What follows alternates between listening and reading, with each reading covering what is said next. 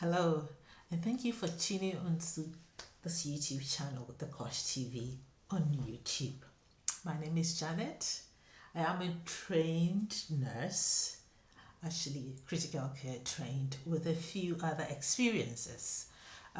This channel is aimed at improving the well-being of the family and the community as a whole. All right, so it's it's everything about health, the healthcare professional, and a little bit more.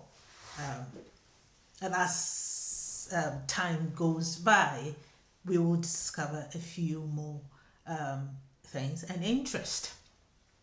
Um, Today, I am going to talk about um, the checklist for the interviewer.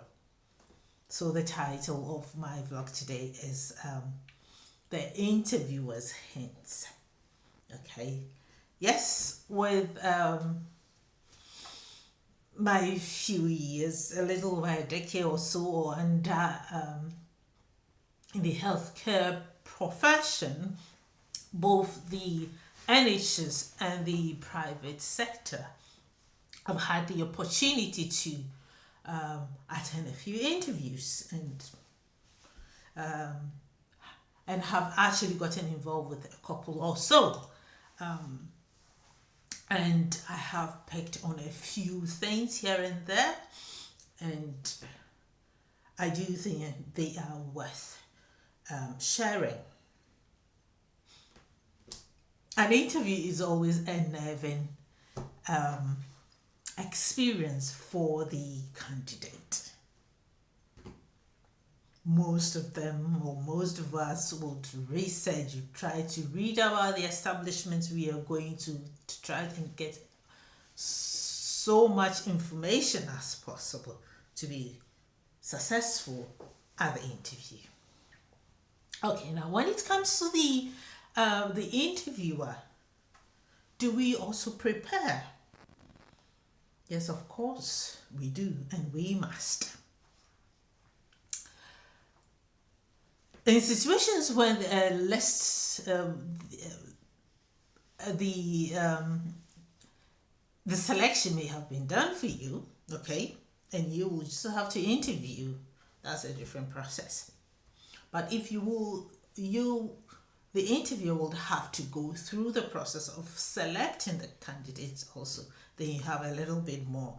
Though you do have a little bit more to do, it actually gives you the opportunity to know your potential candidate or employee.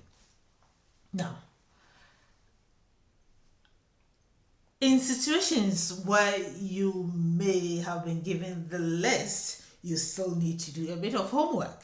You need to read about your candidates through their resume or CVs. Very important, because you need to have a brief knowledge about their background. Now, it's also your responsibility to know about your establishment. And to do this, HR is on hand to assist. The HR has all the information regarding your establishment. It's Some of us have worked for an establishment for a few years, and we do not know very much about the philosophies and the ethos of the establishment. So the HR is there to furnish you with such information. Now, policies and procedures. HR is also responsible to furnish you with such information. Okay, so anytime there is going to be an interview, HR is aware. So, what's the process going to take? Has the establishment or the facility got any laid down procedures of their for recruiting of their potential employees. You need to equip yourself with such information. Are there going to be stages involved in this procedure? You need to know about it. There are interviews when there is, after the selection of the potential candidate, there is another stage, which is the telephone interview before the face-to-face interview. So if you are involved in all these stages, or let's say you are involved up to a certain stage, you need to make sure you have those information needed for that part that you're supposed to play. Now, are there going to be any equipment involved on that day? Do you know how to use them yourself? Do you know what to look out for when the candidate is being interviewed or assessed? You need to equip yourself with those.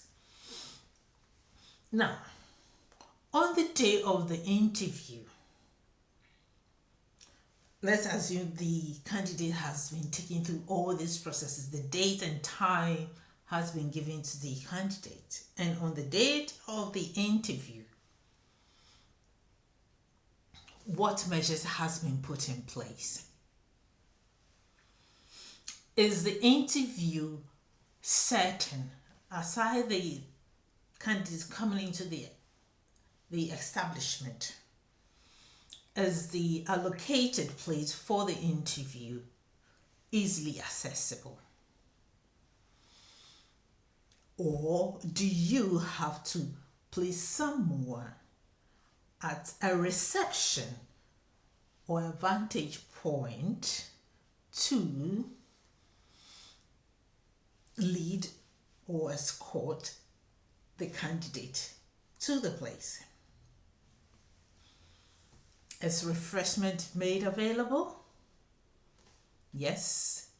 It's an interview. No matter how experienced you are, there is always that bit of nervousness when it comes to.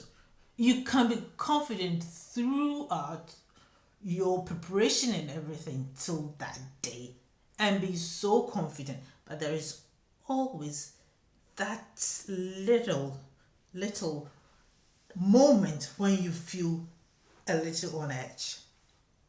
And sometimes it's the interviewer's responsibility to make you feel that. Okay? So, you, the interviewer, have you made provision to put your candidates at ease? Very important. Now, the setting where the candidate is to be interviewed. How is the environment like? Ventilation? How is the sitting environment like? Hopefully, nobody wants to go into the interview and be turning the other way around from one place to the other. No. How is it like? For the first 5 minutes, it is you as the interviewer's responsibility to create that rapport. Create that rapport. Talk about general things. Let them know. And this is where possibly you will talk a little bit more about your establishment as well. I find an interviewer talking about their establishment very, very welcoming, because it gives me the opportunity to put a bit more flesh onto a question when it's thrown at me around the establishment. Now, there is always the bit when you ask the candidate to talk about themselves. Yes, you have also made your homework. You read about the candidate, you know their resume. If there is anywhere that they have spoken about their plans in the next few years or so, you know all this. So as they speak about themselves, if there is any point of interest that they may have skipped or been very scanty, have given very little information about, this is where you hammer upon the point because you want them to tell you more. That's where your interest lies. Now, the interview process has gone through. Now it gets to a point, gets to the end, the last 5 minutes,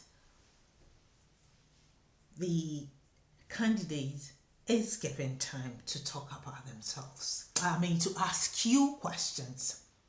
Okay? This is where the candidate may put questions across to you, like what the company, what the establishment, what the healthcare facility has to offer them.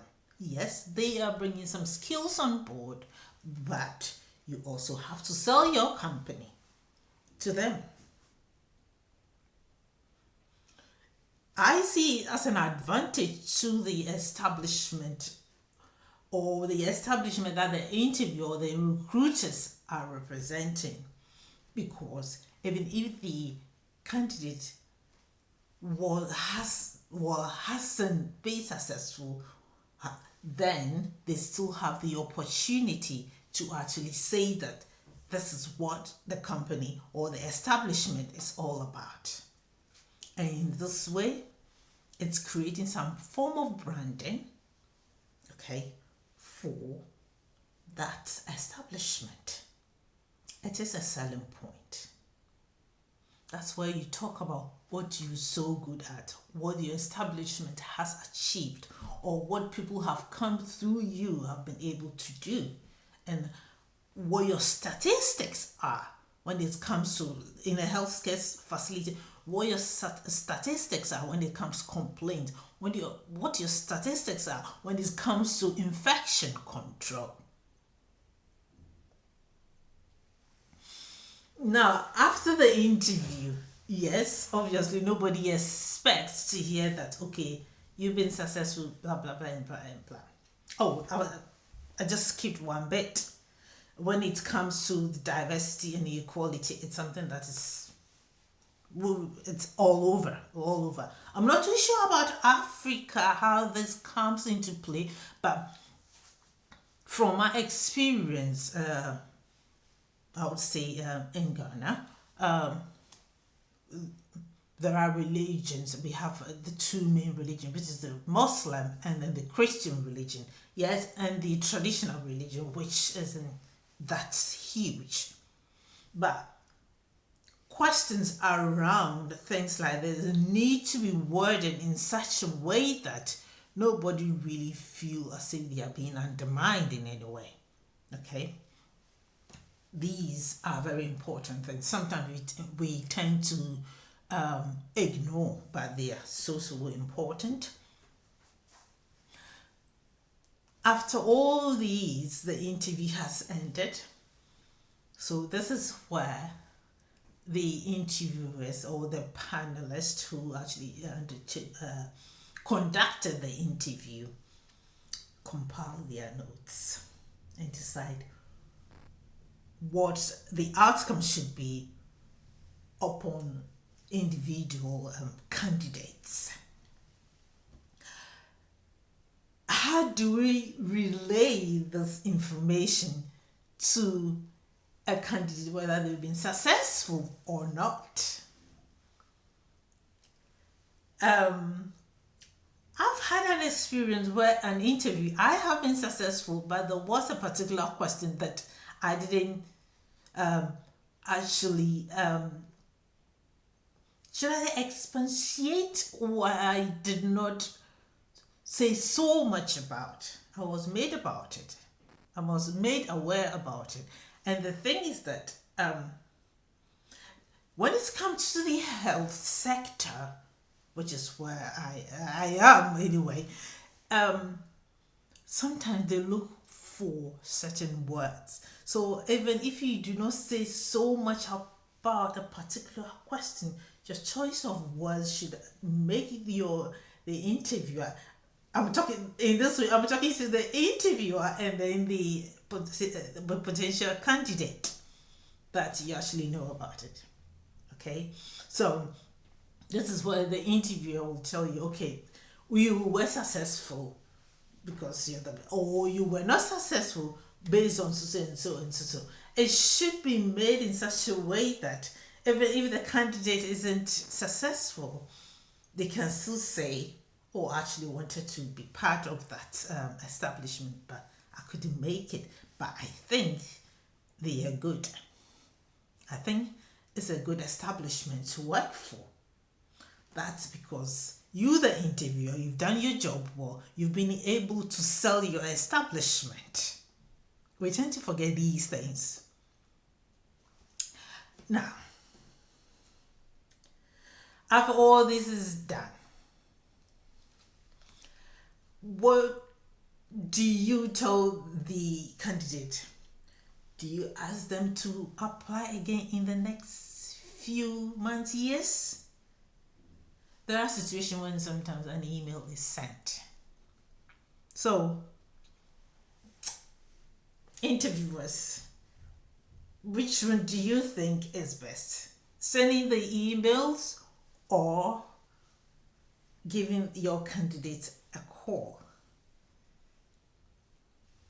It all depends upon the philosophy and then the ethos of the establishment or who the panel were on the day of the interview. So, I do not want to say so much about this. I am going to put some links in the comment section for potential interviewers to look out for. These, I hope, would help make future interviewers be abreast with trends of the interview process. As I always say, remember, you and the community are responsible for your well-being. So let's all make it a point to be a positive impact on influence wherever we are. Till I come your way again, I say share, comment, subscribe. Share. Okay? Please share, and comment. Stay healthy. Bye-bye.